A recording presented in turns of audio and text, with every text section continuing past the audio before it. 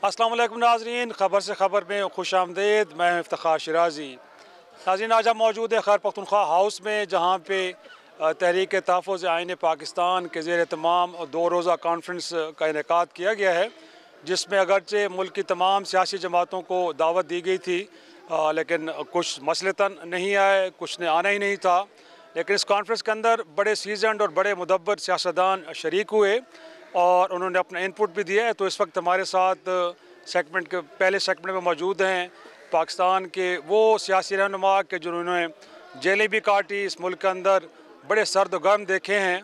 और आज हम उनसे जानने की कोशिश करते हैं किस तरह की कॉन्फ्रेंसेस, इनका इनेकाद कितना यूज़फुल है और आगे चल के क्या वाकई ये पाकिस्तान के अंदर हकीकी जमहूरियत, सुपरमेसी ऑफ द पार्लियामेंट को यकीनी बना पाएंगे कि नहीं।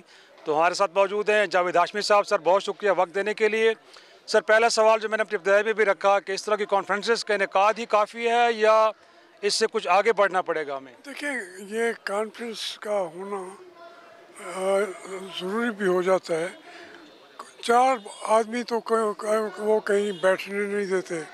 ये भी आपका इस वक्त हो रहा है इसके KPK के मुमकिन भी है भी नहीं, इकट्ठा नहीं होने देते। लेकिन इसका ये भी गनीमत है, क्योंकि इससे एक मैसेज आता है कि जो ये फ़ज़ा है जमहूरी फ़ज़ा तो नहीं रही, लेकिन के अगले मरहले में ये मुल्क के लिए एक नुकसानदेह अमल ना बन जाए। तो उसकी वजह से एफर्ट कर रहे हैं लोग, मेहनत कर रहे हैं। तो बाकी जो है वो तो बाकी सर ये भी जानना चाहेंगे, आपने तो कई पार्लिमान गुजारी, कई अदवार देखे आपने, मौजूदा जो इस वक्त सतह है जमहूरियत की इस मुल्क के अंदर, जो सिविलियन अथॉरिटी की, इसको कंपेयर करें माजी में तो कहाँ देखते हैं आज हालात किस नहज पे हैं अगर आप माजी को देखें तो? देखिए इफ्तिखार साहब, आपने भी बहुत अरसा देखा है, मैं आपके साथ एक सफ़र एक ही तरह का है। देखिए, इस मुल्क में ये हमारी बदकिस्मती है कि जिस मुल्क में 4 मार्शल लॉ लगे हुए हों, जो मुल्क टूट जाए। ये तो बच्चे हुए टुकड़े हैं पाकिस्तान के। पाकिस्तान तो वो सीकेस है नहीं, जमहूरियत के भी कहीं कोई मिल जाए। अदरवाइज़ ये लीडरशिप का कसूर उस तरीके से नहीं होता जिस तरह एक फ़ज़ा भी हमारी है। उसके अंदर जो मार्शल लॉ है, उसने पाकिस्तान को अगर चलाया है, अगर वो कहते हैं तो उन्होंने ही चलाया है। उसमें हम जो लगे रहते हैं, जैसे आपने अभी कहा कॉन्फ्रेंस में, तो हम अपना कोशिश करते रहते हैं, लेकिन हमारी एफर्ट्स तो इंडिविजुअल्स की बन जाती है।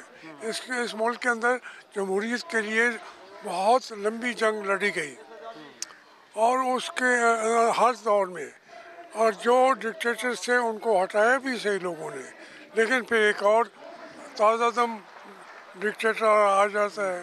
तो वो इस वक्त का जो वजह है, उसके अंदर बड़ी घुटन है। पूरे मुल्क में इस तरह की घुटन कभी आई नहीं है। और आप आज देखें सर, मैं खड़ा हूँ मुल्तान से, कोई 3000 FIR ये प्रेस में भी आया हुआ है कि आपके खिलाफ हो चुकी नहीं, मेरे नहीं, पूरे FIR दर्ज हैं 3000 4 दिनों के अंदर। एक पॉलिटिकल पार्टी है तहरीक इंसाफ। लेकिन अब तो कोई डिक्टेटरशिप नहीं है, कोई माशाल्लाह नहीं है, एक सिविल हुकूमत है सर। अब उसमें भी 2 मुल्क की मकबूल तरीन जमातें शामिल हैं। देखें, मकबूल तरीन तो ये है कि उनको मैं दोनों को जानता हूँ। मैं मुस्लिम लीग नून को भी जानता हूँ। 17 सीटें मिली हैं उन्हें, वो मकबूल तरीन कैसे हुई? पीपल्स पार्टी का वो उनका क्लेम भी नहीं है सिंध से इधर उधर जाने का। तो एक से इसी के लोगों ने एक कंधा अपना पेश किया हुआ है मार्शल लॉ के लिए। मार्शल लॉ तो पाकिस्तान से कभी उठा ही नहीं है, जब से लगा है वो लगा हुआ है। उनको ज़रूरत पड़ती है जब उनको कि वो कोई न कोई आप उसका फेस बनाया जाए, तो वो फेस जो है वो कोई सही चेहरा भी नहीं बना सकते। तो उसमें कसूरवार तो किसी को ठहराएंगे, सियासतदान, या आप समझते हैं कि जो डंडे के जोर पे आते हैं वही सिर्फ कसूरवार देखिए, हैं? सियासतदान दो किस्में हैं सियासतदानों की। एक तो है पाकिस्तान के जो फैक्ट्रियों से बने हुए सियासतदान आते हैं, अच्छा, बकौल शेख रशीद के गेट नंबर 4। 4-8 का मुझे नहीं अच्छा, पता। ठीक है। हम सब जो हैं उसी की तरफ से आते हैं।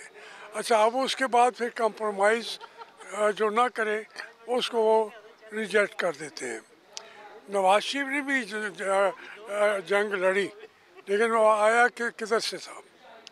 भुट्टो ने भी लड़ी, फिर उसके बाद बाकी आज तक के जितने लीडर्स हैं, तो आज इस छत तले जो बैठे एहतजाज कर रहे हैं, इनको भी कसूरवार ठहराएंगे?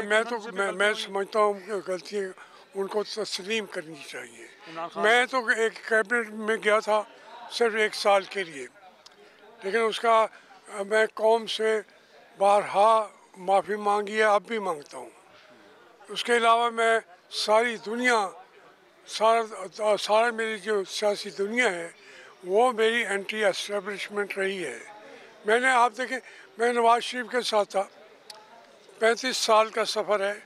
उन्होंने 18 अमेंडमेंट्स लाए, मैंने एक पे भी उनको वोट नहीं किया। कभी तो आ जाता ना वो ये अमेंडमेंट, सही लाते ही नहीं वो भी, और वो फिर लड़ते भी हैं, तो वो उसमें लीडरशिप इमर्ज नहीं हो सकी। अगर वो जिम्मेदारी डालना चाहे तो वो इन्हीं सियासतदानों पे डाल सकते हैं, क्योंकि वो एक्चुअल वो रियल सेंस में लीडरशिप तो है नहीं।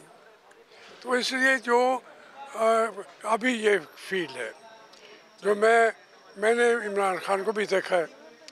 इमरान खान ने गलती की, मैं छोड़ के चला गया।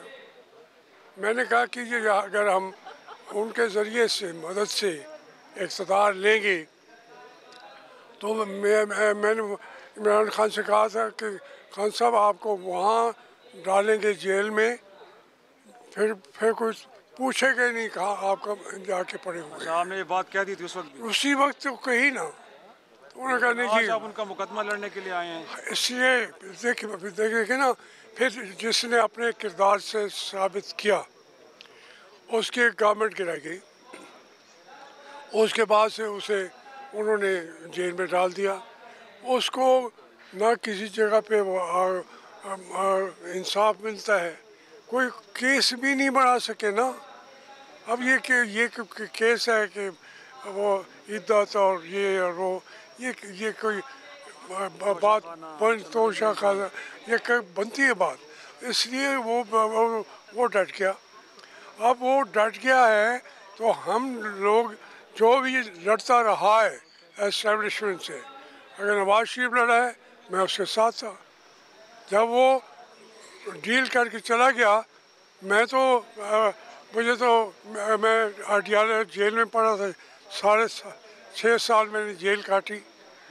मैं जिसने कॉम्प्रोमाइज़ किया फिर मैं उसके साथ ज़्यादा नहीं चल सका। कहते हो तो वो भी है कि वोट को इज्जत दो, तो आपको लगता है कि आप वो कम्प्रोमाइज़? मेरे साथ ये नारे हमने लगाए हुए हैं मिलके कि वो, अब वो जब वो ज़्यादा वोट को इज्जत देने के बजाय को इज्जत देने की सियासत उन्होंने की, आप देखें ना उनके प्लेटलेट्स कहाँ से कहाँ चले गए।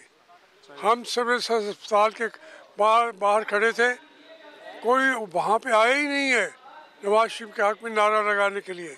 वो ख्वाजा असफ ठीक कहता है कि 13 बंदे खड़े थे, तो उसमें मैं 12वां था, लेकिन वो अपने डील कर के चले गए, हम जेलों में चले गए। तो आप कम से कम कह सकते हो कि 5-6 दहाइयों की सियासत तो आपके सामने है।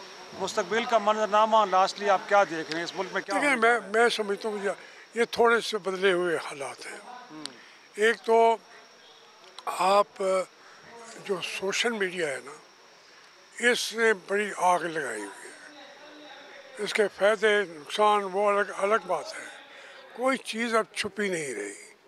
जो आदमी किसी का हक खा रहा होता है वो भी लग रहा होता है, जो डिक्टेटरशिप चला रहा होता है वो भी लग रहा होता है। और इससे अवेयरनेस इतनी आ गई है ख़ास तौर पर नौजवानों में। लेकिन पीस ऑफ एडवाइस लास्टली सियासतदानों के लिए, इस मुल्क के इदारों के लिए आपका क्या है? मैं ये कहूँगा कि ये उसी वक्त ये मुल्क चलेगा जब वोट को इज्जत देंगे। जब जो 8 फरवरी को हुआ था, हकीकत ये मैंडेट किसके पास था? जब आप मैंडेट को एक्सेप्ट करेंगे, उसको कबूल करेंगे, तब सियासत भी चल पड़ेगी, तब फौज भी चल पड़ेगी, मुल्क की मईशत भी चल पड़ेगी। अगर उसको इज़्ज़त नहीं देंगे तो फिर आप पाकिस्तान नहीं चला सकते। खुदा न करे कोई और रिज़ल्ट ना निकल आए। बहुत शुक्रिया जावेद हाशमी साहब को, आप सुन रहे थे। गोया कि उन्होंने ये कहा कि हालात का तकाजा ये है कि तमाम एक दूसरे को स्पेस दे के आगे बढ़ें, वरना यकीनी तौर पे एक और सानया पाकिस्तान का मुंतज़िर है। एक छोटी सी ब्रेक नाज़रीन, ब्रेक से वापस आएंगे तो वहदतुल मुस्लिमीन के सरबराह और वो शख्सियत कि जिसको अडियाला जेल में कैद इमरान खान ने ये मैंडेट दिया है कि वो जो फ़ैसला करेंगे मुज़ाकरात या मुज़ाहमत, वही फ़ैसला करेंगे और तहरीक इंसाफ उनके साथ खड़ी होगी। मेरी मुराद अल्लामा राजा नासिर साहब से है, उनसे गुफ्तगू करेंगे एक छोटी सी ब्रेक के बाद।